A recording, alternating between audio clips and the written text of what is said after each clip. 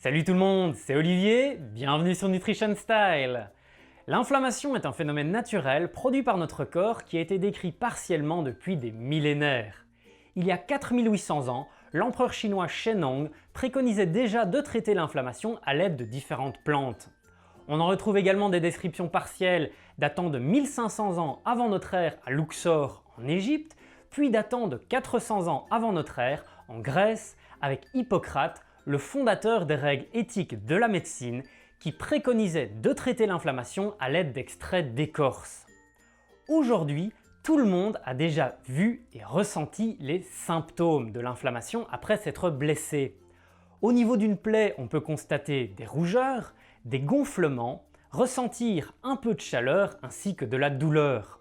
Dans la vidéo d'aujourd'hui, je vais vous présenter une brève explication des mécanismes de l'inflammation, ce qui nous permettra de comprendre son importance pour le bon fonctionnement de notre organisme. Puis nous verrons également quelles sont ses conséquences sur notre santé et nous ferons les liens avec les principales maladies chroniques liées à un excès d'inflammation. Je vous listerai ensuite les facteurs de notre hygiène de vie qui contribuent à réguler la production de l'inflammation. Et enfin, et surtout, je vous parlerai des aliments et des nutriments dont les recherches scientifiques ont démontré une action pro-inflammatoire ou une action anti-inflammatoire. C'est parti!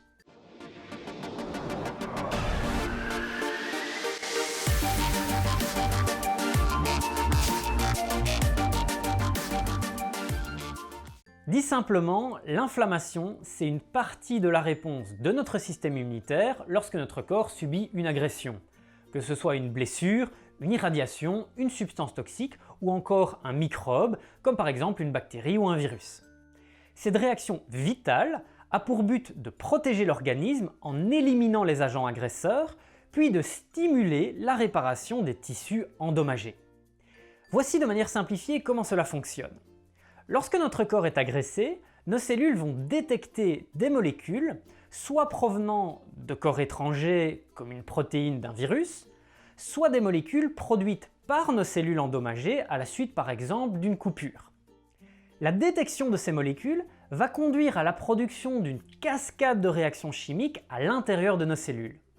Ne cherchez pas spécialement à comprendre à quoi correspondent tous ces noms, retenez simplement que ces réactions chimiques sont nombreuses, complexes et nécessitent une régulation fine orchestrée par notre corps. Cette cascade de réactions chimiques va conduire à l'activation de gènes de notre ADN qui vont permettre à nos cellules de produire les molécules médiatrices de l'inflammation. Si vous faites parfois des bilans sanguins, votre médecin vous a peut-être déjà parlé de l'un de ces médiateurs de l'inflammation, la CRP par exemple, qui est dosé justement pour savoir si votre corps subit une inflammation ou a subi une inflammation récente. Vous connaissez peut-être d'autres médiateurs de l'inflammation comme le TNF-alpha, les interleukines ou encore l'histamine. Ces médiateurs de l'inflammation ont pour but d'activer et de recruter les cellules immunitaires que sont les globules blancs.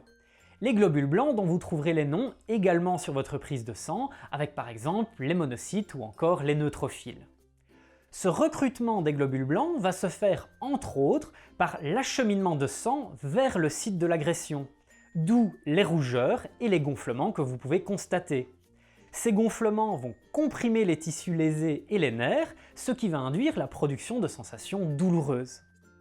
Une fois arrivés au niveau du site de l'agression, les globules blancs vont dans un premier temps chercher à éliminer les microbes et autres corps étrangers qui menacent l'organisme, et dans un deuxième temps, produire des facteurs de croissance qui vont stimuler la réparation des tissus endommagés.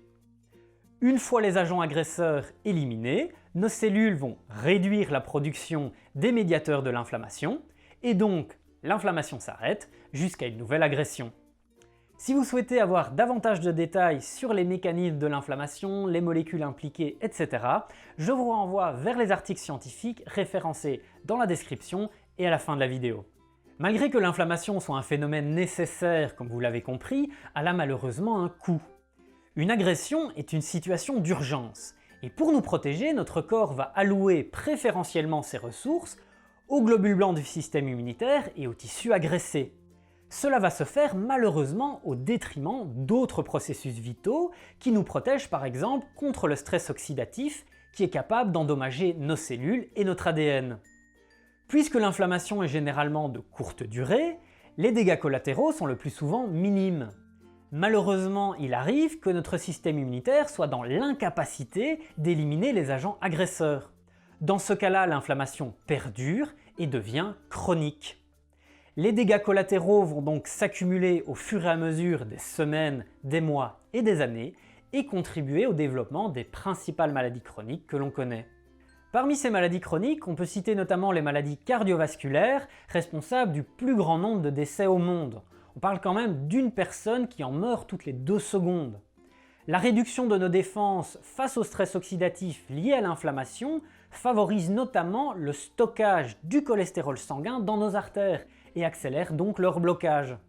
L'inflammation participe également à la prise de poids et à l'obésité en stimulant le stockage des graisses, ce qui conduit à une multiplication des cellules graisseuses. Or, les cellules graisseuses sont capables de produire les médiateurs de l'inflammation et amplifient donc cette dernière d'un cran. Inflammation et prise de poids se succèdent ainsi dans un cercle vicieux. L'excès de poids lui-même accélère le développement des maladies cardiovasculaires, mais aussi du diabète de type 2. Chez les personnes diabétiques, l'excès de sucre et de graisse dans le sang amplifie l'inflammation, créant d'autres cercles vicieux qui accélèrent le développement de ces différentes maladies chroniques. Pour les cancers, on estime qu'il s'agit de 15% d'entre eux qui sont associés à une inflammation chronique.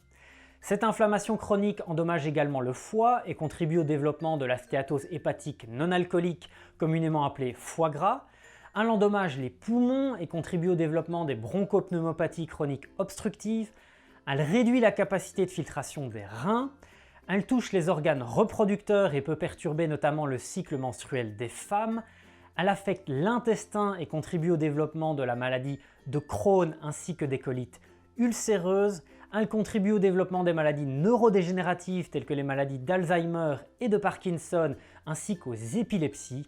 Bref, la liste des maladies associées à l'inflammation chronique est très longue. Je vais m'arrêter ici avec ses conséquences généralement les plus connues du grand public, à savoir les allergies ainsi que l'arthrite et sa forme généralisée, la polyarthrite rhumatoïde. On a compris que même si l'inflammation est un processus vital nécessaire, il est important de ne pas présenter une inflammation chronique. Voyons donc maintenant ensemble quels sont les facteurs qui permettent d'éviter de présenter une élévation anormale de l'inflammation. Vous allez voir qu'on en revient toujours au grand classique d'une bonne hygiène de vie. On va commencer par le sommeil qui doit être de bonne qualité. On entend par là 7 à 9 heures de sommeil qui doivent être obtenues durant la nuit avec une répartition adéquate des phases de sommeil profond et des phases de sommeil paradoxal. Une sieste pouvant durer jusqu'à 40 minutes entre 13 et 15 heures de l'après-midi peut également être bénéfique si vous en avez l'opportunité. N'hésitez pas à vous rendre dans une clinique du sommeil s'il est difficile pour vous d'obtenir un sommeil suffisamment réparateur. Alors il est évident que pour limiter l'inflammation, il faut éviter de fumer. Je vous rappelle que la consommation du tabac constitue le 3e facteur de risque de décès prématuré à l'échelle mondiale, juste après l'alimentation. Il faut également gérer son stress. Pas facile diront certains, alors il existe tout un tas de méthodes plus ou moins efficaces. Les recherches scientifiques documentent que la plus efficace d'entre elles connue actuellement est la méditation. Si vous n'en avez jamais fait, vous pourrez trouver sur internet toute une série d'applications gratuites qui vous permettront de débuter. Pour limiter l'inflammation chronique, il est également bénéfique d'être actif physiquement. Cela signifie au minimum 5 minutes d'activité physique à chaque heure de la journée. Évitez donc la position assise ou couchée de manière prolongée. Ajoutez à ça également des périodes d'activité physique plus soutenues comme la pratique d'une activité sportive. On estime qu'il faudrait au minimum totaliser 5000 pas chaque jour. 10 000 est encore mieux et 15 000 est idéal. Pour comptabiliser vos pas, téléchargez encore une fois simplement un podomètre que vous trouverez gratuitement sur internet ou alors utilisez une montre pour sportifs. Passons maintenant à l'influence du poids. Nous avons vu que les cellules graisseuses sont capables de produire les médiateurs de l'inflammation et donc contribuent au développement de l'inflammation chronique. Moins nous aurons donc de masse grasse, moins nous aurons de chances de présenter une inflammation chronique. Comme nous l'avons vu dans la vidéo précédente sur les fausses études scientifiques de l'industrie du sucre et de l'industrie des œufs, le facteur principal influençant la gestion du poids est l'alimentation. Pour plus d'informations sur la perte de poids, je vous renvoie vers ma playlist de vidéos à ce sujet. Et ça tombe bien car l'alimentation est également un des facteurs majeurs influençant la production de l'inflammation. Entre 2009 et 2014, des chercheurs ont compilé et analysé près de 6000 études scientifiques traitant de l'influence des aliments et des nutriments sur l'inflammation, et ce afin de développer un indice chiffré de l'effet pro-inflammatoire ou anti-inflammatoire de notre alimentation. Cet indice a maintenant été validé par une quinzaine de méta-analyses différentes, ayant permis de prédire l'ampleur de l'inflammation subie par les sujets sur base de leur alimentation. Voici les principaux résultats. Toute valeur s'approchant de +1 indique un effet pro-inflammatoire, alors que toute valeur s'approchant de -1 indique un effet anti-inflammatoire. Commençons par les boissons. Les boissons les plus protectrices contre l'inflammation sont les thés verts et les thés noirs. Pour plus d'informations sur les bénéfices du thé vert, vous pouvez visionner mes 3 vidéos à son sujet. Le thé vert aide à prévenir le développement de nombreuses maladies chroniques, et maintenant vous savez que son effet passe en partie par son action anti-inflammatoire. Passons maintenant aux nutriments les plus anti-inflammatoires.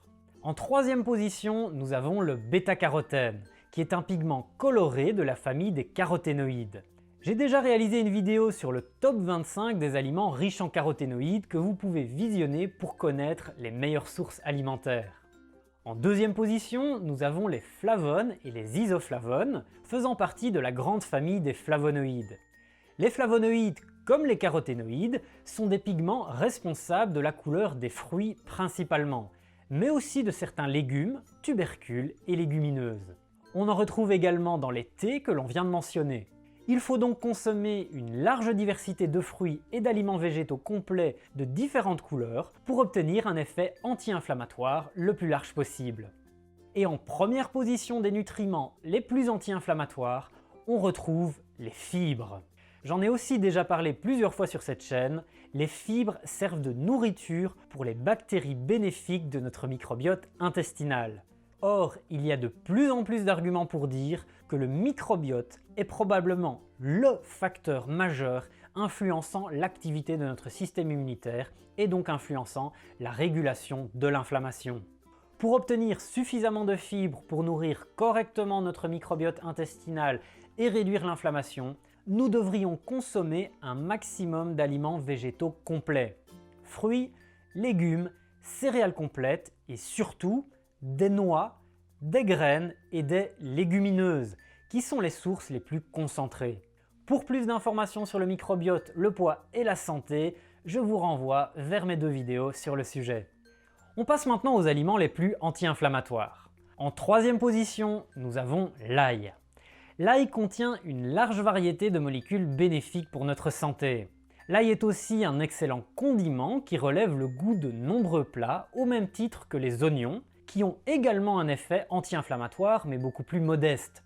Pour réduire l'inflammation, intégrez-la dès que vous le pouvez à vos préparations culinaires. En 2e position, nous avons un aliment qui devient de plus en plus à la mode et c'est une très bonne chose, il s'agit du gingembre.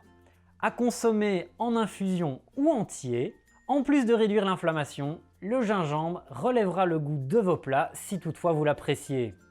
Et en première position, non seulement des aliments anti-inflammatoires, mais aussi de toutes les catégories de substances anti-inflammatoires d'origine alimentaire, nous avons, et certains l'ont certainement deviné, le curcuma.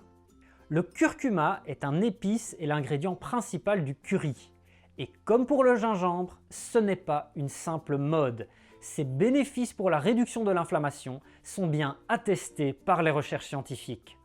Pour bénéficier d'une action anti-inflammatoire maximale, il faut associer le curcuma au poivre noir, qui multiplie par 20 son absorption. Le poivre noir qui est d'ailleurs aussi un épice ayant une action anti-inflammatoire, même s'il ne fait pas partie de notre top. Certains composés du curcuma sont mieux absorbés lorsqu'il est cuit et d'autres lorsqu'il est cru. Variez donc ses modes de consommation. Il y aurait aussi beaucoup de choses intéressantes à dire sur le curcuma, mais je vous garde ça au chaud pour une future vidéo. Passons maintenant aux aliments et nutriments qui amplifie le plus l'inflammation, vous allez voir qu'ils sont tous liés. En quatrième position se trouve le cholestérol. Puis en troisième position, il y a les acides gras trans.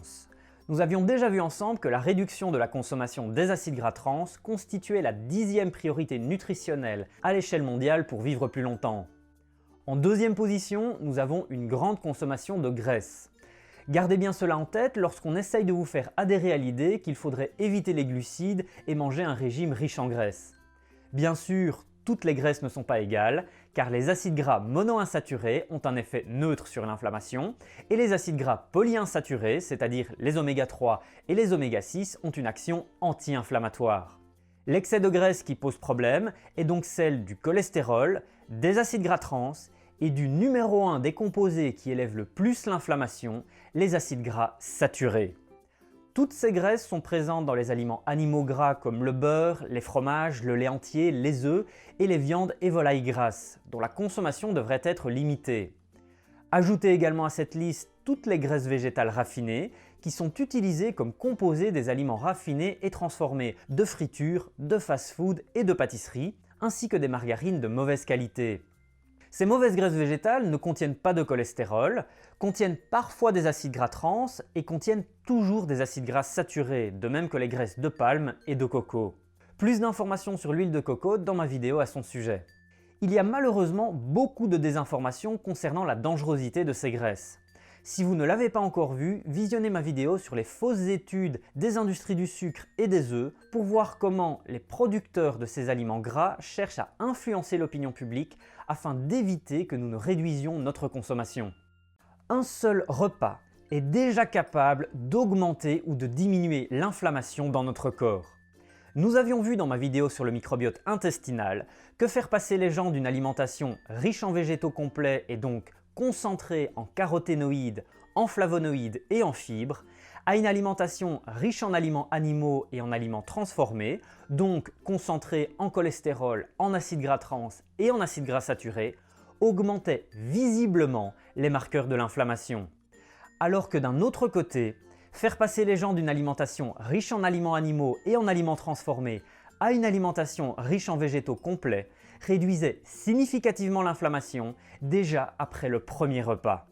Si l'inflammation est un problème pour vous, vous devez comprendre que c'est l'ensemble de l'hygiène de vie qui est à changer de manière durable. Manger un peu de curcuma de temps en temps n'aura malheureusement pas beaucoup d'effet. Vous pourrez réduire significativement votre inflammation si la majorité de vos repas contient moins d'aliments ayant un effet pro-inflammatoire et davantage d'aliments ayant une action anti-inflammatoire. Avant de passer au résumé de la vidéo, je souhaiterais remercier toutes les personnes qui me soutiennent financièrement via Tipeee, qui commentent, qui partagent, qui mettent des pouces bleus sur les vidéos. C'est grâce à vous que la chaîne Nutrition Style grandit toujours plus. Pour résumer, l'inflammation est une réponse de notre système immunitaire face à une agression que subit notre corps. La détection de marqueurs de l'agression induit la production d'une cascade de réactions chimiques qui activent différents gènes permettant de produire les médiateurs de l'inflammation. Ces médiateurs de l'inflammation vont avoir pour but de recruter et d'activer les globules blancs qui vont se débarrasser des éventuels corps étrangers, puis stimuler la réparation des tissus endommagés. Suite à quoi l'inflammation diminue, puis s'arrête jusqu'à une nouvelle agression. Si toutefois les agents agresseurs ne peuvent être éliminés par le système immunitaire, l'inflammation perdure et devient chronique. Et puisque l'inflammation produit des dégâts collatéraux, l'accumulation de ces dégâts sur de longues périodes de temps accentue le développement des principales maladies chroniques. Pour éviter de présenter une inflammation chronique, il est nécessaire de bien dormir, d'éviter de fumer, d'être actif physiquement, de gérer son stress et de gérer son poids et d'avoir une alimentation anti-inflammatoire. Pour limiter l'inflammation via l'alimentation, vous pouvez boire du thé vert ou noir et consommer une large diversité d'aliments végétaux complets qui vous apporteront du bêta-carotène, des flavonoïdes et des fibres. Ajoutez également à vos repas de l'ail, du gingembre et du curcuma.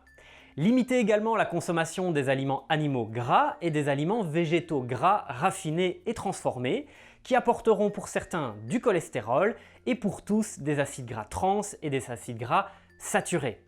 Enfin, comprenez que réduire l'inflammation nécessite une bonne hygiène de vie au jour le jour.